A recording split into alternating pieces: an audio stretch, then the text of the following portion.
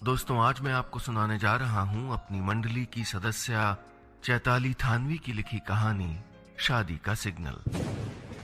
तेज बारिश हो रही थी, रास्तों पर पानी भर गया था जिसकी वजह से जगह जगह जाम लगा हुआ था। बस से उतरकर मधु तेज कदमों से चलने लगी। रेनकोट पहने हुए भी उसकी यूनिफॉर्म गीली थी। उसके फोन से अलर्ट की आवाज आई। उसकी माँ का मैसेज था, आज घर जल्दी आना था, तू आधा घंटा लेट है। ट्रैफिक का बहाना तो बना नहीं सकती, ट्रैफिक ऑफिसर जो ठहरी तू, तो कोई अच्छा सा बहाना सोच लेना। माँ का ये मैसेज पढ़कर मधु मुस्कुरा दी। मधु शास्त्री नगर एरिया की या शायद पूरे शहर की इकलौती लेडी ट्रैफिक ऑफिसर थी। कॉलेज के बाद कुछ ने एमबीए किया, कुछ ने पीएचडी, तो कई अपना बिजनेस खोलने की सोचने लगे। उसने ट्रैफिक डिपार्टमेंट में जाने का फैसला किया। मधु को बचपन से अपने मन का काम करने से कभी रोका नहीं गया था, सो इस बार भी किसी ने नहीं रोका। माँ तो शान से सबको कहती थी कि उनकी बेटी अफसर है। उसके किसी भी सपने से माँ को कभी कोई दिक्कत नहीं हुई थी। लेकिन आज माँ के और उसके सपने उलझ गए थे। उसका ट्रैफिक ऑफिसर होना अब माँ को कहीं न कहीं अखर रहा था।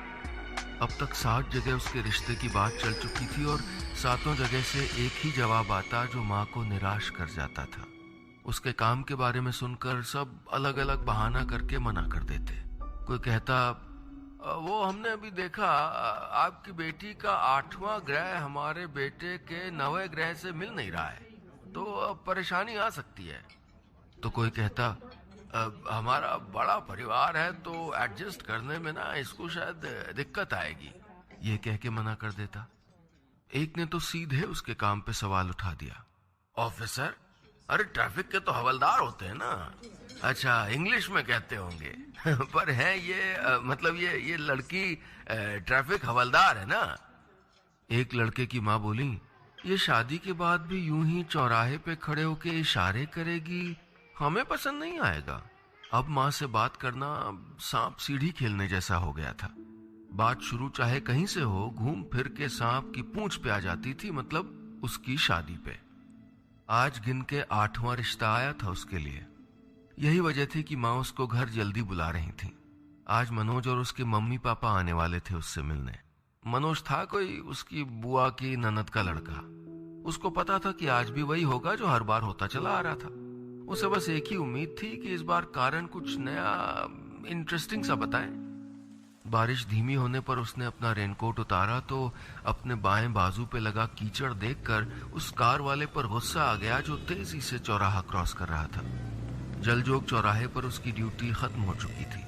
वो गली के एक कोने में खड़ी होके माँ के आए अनगिनत मैसेजेस पढ़ रही थी कि तभी एक लाल रंग की कार स्पीड लिमिट तोड़ते हुए आई और उस पे कीचड़ वाला पानी उछालते हुए चली गई। उस कार को रोकने का इशारा करते हुए वो चिल्लाई। वो कार फिर भी नहीं रुकी तो मधु ने हवलदारों के साथ उसको रुकवा दिया।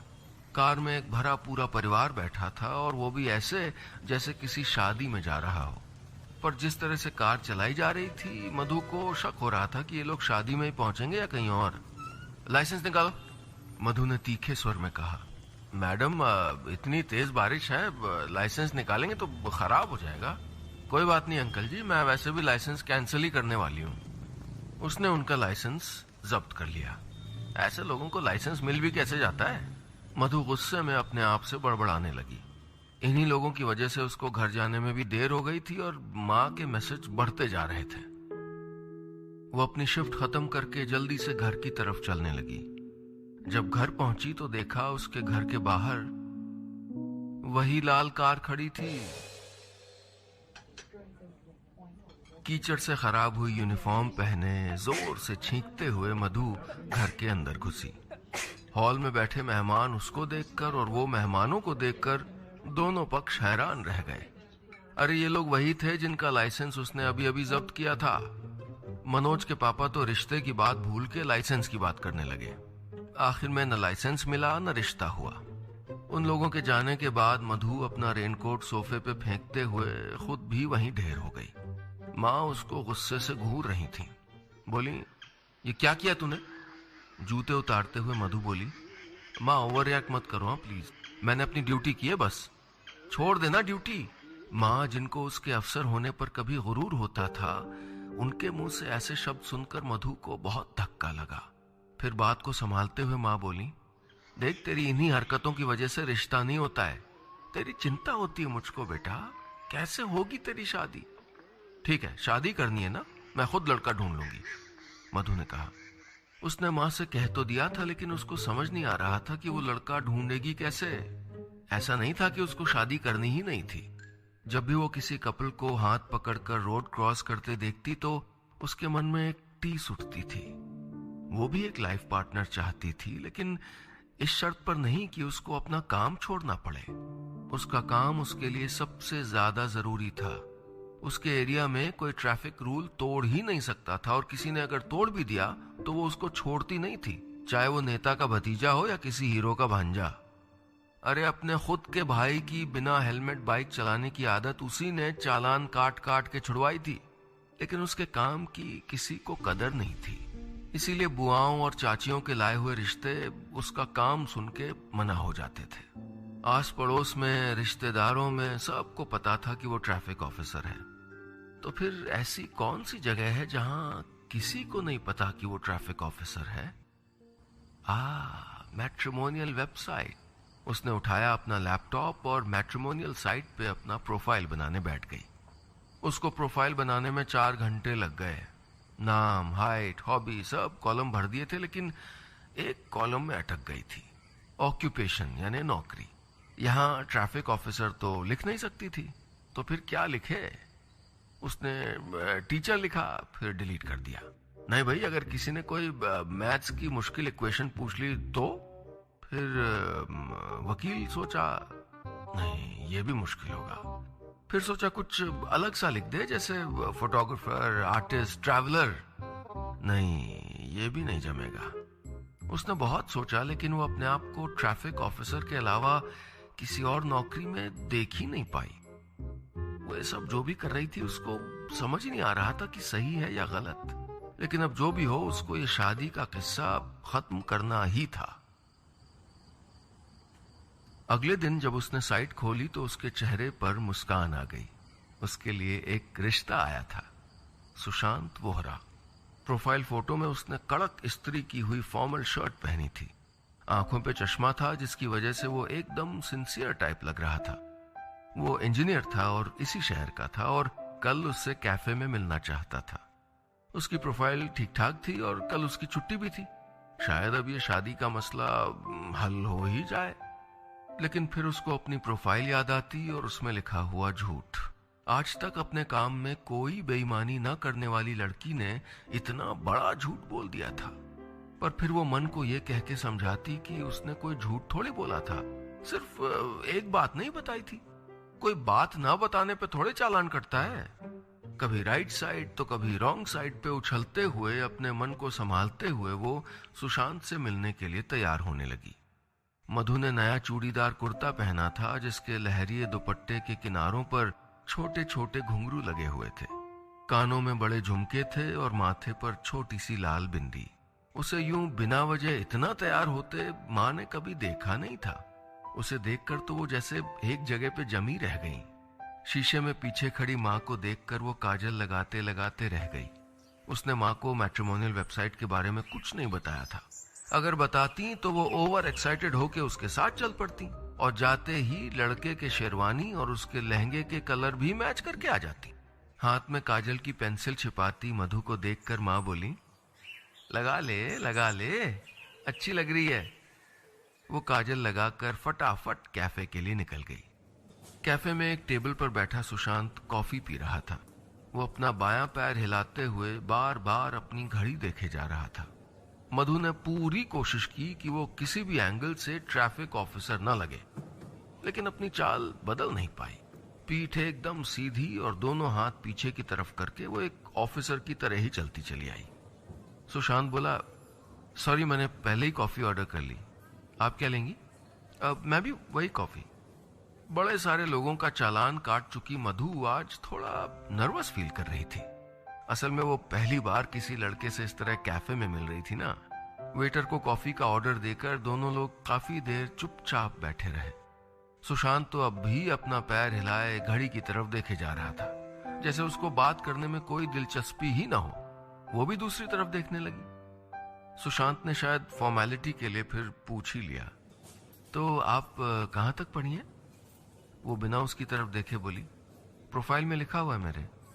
हाँ सॉरी, वो एक्चुअली तभी जोर से बर्तन गिरने की आवाज आई। उनका कॉफी का ऑर्डर लाते हुए वेटर के पैर लड़खड़ा गए थे और ट्रे पास वाली टेबल पे बैठे लड़के पे गिर गई। उसके कपड़े खराब हो गए थे। वो वेटर उसको लगातार सॉरी बोले जा रहा था और वो बुरी तरह वेटर को डांटे जा रहा था। जब उसने गुस्से में वेटर का कॉलर पकड़ लिया तो मधु दुपट्टे को कंधे के पीछे सरकाते हुए उठी और उसका हाथ पीछे खींचते हुए बोली, भाई साहब पिछले 15 मिनट से आपसे नॉन स्टॉप सॉरी बोले जा रहा है और आप कॉलर खींच रहे हो। हाथापाई की तो 2 मिनट में जेल भेज दूंगी, समझे? उसकी आवाज में ऐसा रौब था कि वो लड़का बिना चूं चा किए चला गया। वेटर ने उसको शुक्रिया कहा और वहां पे बैठे सारे लोग उसकी तारीफ करने लगे, पर उन लोगों में उसकी नजर सुशांत पर रुक गई जो मुस्कुराते हुए उसे देख रहा था। वो उसके पास आकर बोला, दूसरी कॉफी ऑर्डर करें? एक कप मेरे लिए भी? ये सुनकर मधु के चेहरे पर एक हल्की सी मुस्कुराहट आ गई। शायद उसकी तलाश पूरी हो गई थी। मधु को कॉफी ज्यादा मीठी लग रही थी या सुशांत की बातें, पता नहीं, पर वो जो भी कह रहा था उसको सुनने में बहुत अच्छा लग रहा था। वो बोला, एक्चुअली मुझे झूठ बोलना बिल्कुल नहीं पसंद है, तो मैं सीधे सीधे बात करूंगा। मैं यहाँ अपनी मर्जी से नहीं आया हूँ। मुझको मम्मी पापा ने जबरदस्ती यहाँ भेजा है। मुझे उनकी पसंद की लड़की से नहीं करनी थी शादी। माफ कीजिए, मैं सीधा पॉइंट की बात करता हूँ। मेरे लिए सब इक्वल होना चाहिए। इफ आई वर्क तो मेरी वाइफ भी वर्किंग वुमन होनी चाहिए। जितना मैं कॉन्फिडेंट हूँ उसको भी होना चाहिए। और हमारी बहू बाहर काम नहीं करेगी, मुझको ये कॉन्सेप्ट समझ ही नहीं आता है। मधु उसको चुपचाप सुने जा रही थी। अगर आपके पास डिग्री है, आप काम करना चाहते हैं, तो क्या दिक्कत है? सुशांत की बातों से मंत्रमुग्ध हुई मधु जोर से बोली, हाँ मतलब आपको दिक्कत नहीं है? सुशांत ने कहा, नहीं नहीं, मुझे कोई दिक्कत नहीं है। मधु के ये कहने से वो बहुत खुश हो गया। मुस्कुराते हुए बोला, मतलब आप जॉब करेंगी ना? अरे जॉब तो मैं वैसे ही करती नहीं, करना चाहती हूँ। उसने खुद को बीच में ही बचा लिया। बात तो तब बढ़ गई जब उसने मधु को जल्द से जल्द नौकरी दिलाने का वादा कर दिया। वो बोला, आप टेंशन मत लीजिए, मैं जॉब ढूंढने में आपकी हेल्प करूंगा। बस एक बार जॉब मिल जाए, आप सेटल हो जाओ, हम शादी कर लेंगे। ये सुनकर मधु का मुंह खुला का खुला रह गया। सॉरी, मैं कुछ जल्दी पॉइंट पे आ गया। मुझे तो ये भी नहीं पता कि आप मुझको पसंद करते हो कि नहीं, और मैं सीधा शादी पे पहुंच गया। सुशांत हंसते हुए बोला तो मधु भी हंस पड़ी। दोनों की हंसी ने चुपचाप हामी भर दी थी। सुशांत के आने से उसकी जिंदगी कुछ कुछ बदल गई थी। अब उसकी सुबह सुशांत के गुड मॉर्निंग वाले मैसेज से होती थी और जब तक वो उसको गुड नाइट वाला मैसेज नहीं भेजता उसको नींद ही नहीं आती। कड़क मिजाज और सख्त रवैये वाली ऑफिसर अब बिना वजह के मुस्कुराने लगी थी। सुशांत ने एक बार उससे कहा कि उसकी आंखों में काजल बहुत अच्छा लगता है। बस उसी दिन से वो रोज काजल लगाने लगी। वो ज्यादातर छुट्टी वाले दिन सुबह देर से उठती और बाहर जाने के बजाय घर पे ही आराम करना पसंद करती। लेकिन आजकल वो छुट्टी वाले दिन घर पे आराम करने के बजाय 3-4 बार कपड़े बदल के तय करती कि आज उसको पहनना क्या है। एक दिन सुशांत ने उसको कॉल करके कहा, एक सरप्राइज है तुम्हारे लिए, अभी नहीं बताऊंगा, कल जब हम कैफे में मिलेंगे तब बताऊंगा। पक्का पहुंच जाना 6 बजे। पता नहीं ऐसा कौन सा सरप्राइज देने वाला था उसको वो। मधु के दिमाग में 50 ख्याल आने लगे, पर सबसे पहला ख्याल यही आया कि कहीं उसे पता तो नहीं चल गया कि वो ट्रैफिक ऑफिसर है। इसी टेंशन में वो भूल गई कि कल उसकी ड्यूटी 5:30 बजे तक थी। आधा घंटा तो उसको घर जाने में ही लग जाएगा। वो तैयार कब होगी, कब कैफे जाएगी? यूनिफॉर्म में उसके सामने जा नहीं सकती थी, पर उसे किसी भी हालत में मिलने जाना तो था। कैसे, ये उसे भी नहीं पता था। सुशांत से मिलने के लिए मधु ने एक प्लान बनाया था। सुबह जब घर से निकलेगी तो एक बैग में कपड़े डाल देगी। जैसे तैसे करके वो ड्यूटी जल्दी खत्म करके कैफे पहुंच के वहीं चेंज कर लेगी। सुबह प्लान के मुताबिक माँ से बचते बचाते एक बैग के अंदर अपने कपड़े पैक किए और घर से निकल गई। शाम को भी अपनी ड्यूटी हवलदार को देकर वो वहां से जल्दी निकल गई। हांफते हुए करीब 5:30 बजे वो कैफे पहुंच गई।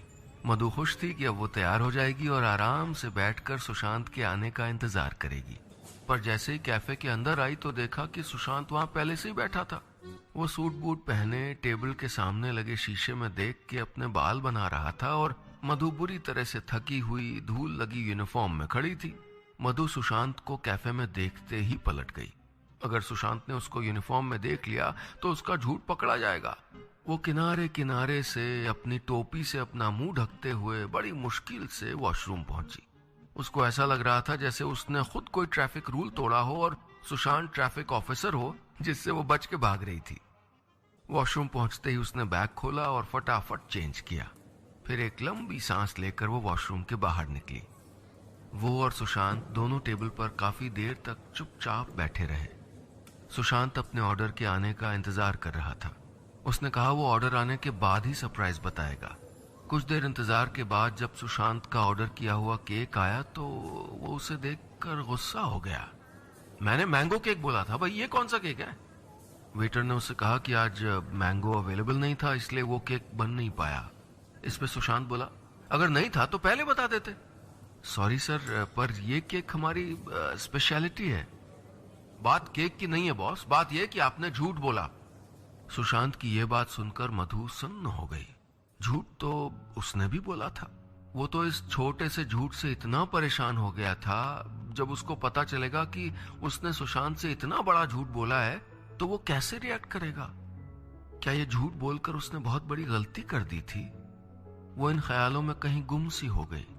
सुशांत उसका हाथ हिलाते हुए बोला, कहीं तुम्हारा मूड मेरी वजह से खराब तो नहीं हो गया?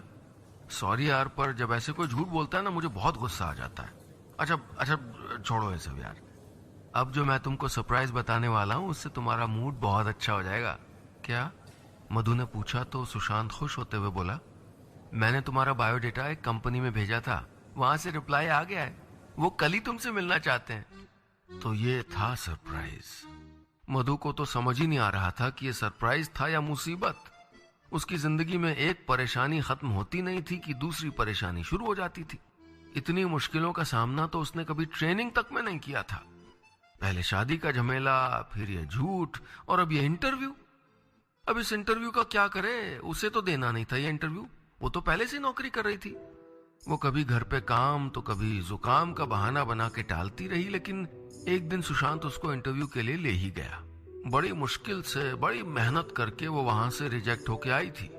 उसे तो फर्क नहीं पड़ा था, लेकिन सुशांत का तो पारा ही चढ़ गया। अरे पक्का सिफारिश का चक्कर होगा यार, वरना तुम जैसी क्वालिफाइड लड़की को कोई रिजेक्ट कैसे कर देगा है? इन लोगों पे तो केस हो जाना चाहिए। उसका मूड इतना खराब हो गया था कि उसने दिन में लंच भी नहीं किया। घर जाके भी पता नहीं खाया होगा कि नहीं। ये सब सोच के मधु को बहुत बुरा लग रहा था। मन कर रहा था कि उसको सब सच बता दे कि वो पहले से ही नौकरी करती है। पर सुशांत को झूठ से सख्त नफरत थी। अगर उसको पता चल गया कि उसने झूठ बोला तो मुश्किल से शुरू हुई उसकी शादी की गाड़ी कहीं लंबे ट्रैफिक जैम में न फंस जाए। मधु जैसे अपने ही जाल में फंस गई थी। वो चिड़चिड़ी सी रहने लगी थी, बिना वजह सबको डांटने लग गई थी। फिर एक दिन जब स्पीड लिमिट से ज्यादा गाड़ी चलाने पे एक लड़का पकड़ा गया तो मधु के अंदर का सारा गुस्सा, सारा गुबार उफान मार के ओवरफ्लो हो गया। लोगों ने भी गाड़ियां रोककर आसपास भीड़ इकट्ठा कर ली। उस भीड़ में मधु को एक जाना पहचाना चेहरा दिखाई दिया। उसने गौर से देखा तो वो सुशांत था। वो घबरा गई, लेकिन फिर उसको लगा कि अगर वो उसको देख ले तो अच्छा ही होगा। इतने दिन से जिस बोझ के साथ जी रही थी वो उतर जाएगा। हाँ, लेकिन वो उससे फिर कभी बात नहीं करेगा। 1 मिनट में उसके दिमाग में इतनी उछल कूद हो गई थी। पर वो सुशांत फोन पे बात करने में बिजी था। वो उसकी तरफ देख ही नहीं रहा था। फिर भी मधु उससे अपना चेहरा छुपाने की कोशिश कर रही थी। मधु का ध्यान दूसरी तरफ होता देख वो लड़का चुपके से अपना कॉलर उसके हाथ से छुड़ा के भाग गया। पहली बार मधु के हाथ से ऐसे कोई निकल गया था। वो हैरान थी, वो ये क्या कर रही थी? जब उसने कभी अपने काम में बेईमानी नहीं की थी तो सुशांत के साथ क्यों कर रही थी? उससे झूठ बोल के वो खुद को भी धोखा दे रही थी। अपने आप को बहुत ईमानदार ऑफिसर मानने वाली मधु को अब अपने आप पे शर्म आ रही थी। कब तक वो सुशांत से इस सच को छुपाती रहेगी? कभी तो बताना पड़ेगा ना उसको, तो अभी क्यों नहीं? उसने उसी वक्त अपना फोन उठाया और सुशांत को कॉल लगाया। सुशांत, मुझे तुमसे एक जरूरी बात करनी है। प्लीज आज हम कैफे में मिल सकते हैं क्या? क्या वो कोई प्रॉब्लम है? तुमसे मिलके ही बताऊंगी, मधु ने कहा। यह कह के उसने फोन रख दिया। अब चाहे जो भी हो, उसको सुशांत को सब कुछ सच बताना ही था। वो और सुशांत कैफे में शायद एक साथ आखिरी बार बैठे थे। उसने बोलना शुरू किया। सुशांत, तुमको मेरे लिए नौकरी ढूंढने की जरूरत नहीं है। मैंने तुमसे झूठ बोला था कि मैं नौकरी नहीं करती हूँ। मैं एक ट्रैफिक ऑफिसर हूँ और मुझे इस बात से कोई शर्म नहीं है। मुझे लगा था कि ये जान के कि मैं एक ट्रैफिक ऑफिसर हूँ, तुम भी बाकी लड़कों की तरह मना कर दोगे, इसलिए नहीं बताया। फिर भी मुझे तुमसे झूठ नहीं बोलना चाहिए था। मुझे पता है कि ये सब सुन के तुम मुझसे शादी नहीं करोगे, लेकिन झूठ बोल के अजीब सा लग रहा था, इसलिए ये बात बतानी जरूरी थी तुमको, तो बता दी। बाय। ये कहने के बाद मधु ने उसके कुछ बोलने का इंतजार नहीं किया। वो बस वहां से उठकर चली गई, वापस उसी दुनिया में जहां सुशांत नहीं था। फिर वही रूटीन लाइफ। अब न वो बिना वजह हंसती, न काजल लगाती, न किसी रिश्तेदार के यहाँ जाती थी और न ही किसी से बात करती थी। सुशांत के आने के पहले उसकी जिंदगी इतनी खाली नहीं थी जितनी उसके जाने के बाद हो गई थी। उसे इतना उदास देखकर माँ उससे कारण पूछती तो वो कुछ बताती नहीं। माँ ने इस बात का हल निकाल लिया था, उसकी शादी। इसलिए अब फिर से उसके लिए रिश्ता आया था। एक बार फिर वो उसी जगह पे आके खड़ी हो गई थी जहां से उसने कुछ दिन पहले चलना शुरू किया था। उस दिन भी उसको छुट्टी नहीं मिली थी। वो ड्यूटी खत्म करके घर जा रही थी। चलते चलते वो कुछ गिन रही थी। 7, 8 नहीं 9, ये 9वां रिश्ता था उसके लिए। उसे ना अब चिढ़ हो रही थी, नहीं कोई फर्क पड़ रहा था। घर पहुंचते ही उसको ड्राइंग रूम से लोगों के हंसने की आवाजें आने लगीं। उसने एक लंबी सांस ली और घर के अंदर आ गई।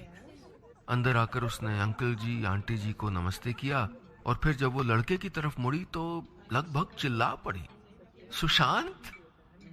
उसकी माँ उसके पास आकर बोली, बेटा मैं भी तेरी माँ हूं, मतलब आपको सब पता था? मधु का दिमाग ही चकरा गया कि तभी पास आकर सुशांत बोला, उस दिन कैफे में मुझे तुमको कुछ कहना था, लेकिन तुम बात किए बिना ही चली गई थी। वही कहने आया हूं यहाँ। क्या? मधु ने पूछा तो सुशांत बोला, यही कि तुम यूनिफॉर्म में बहुत अच्छी लगती हो। मधु मुस्कुरा दी। उसकी शादी की गाड़ी हर सिग्नल तोड़कर हाईवे पर फुल स्पीड में चलने लगी थी। बस इतनी सी थी ये कहानी।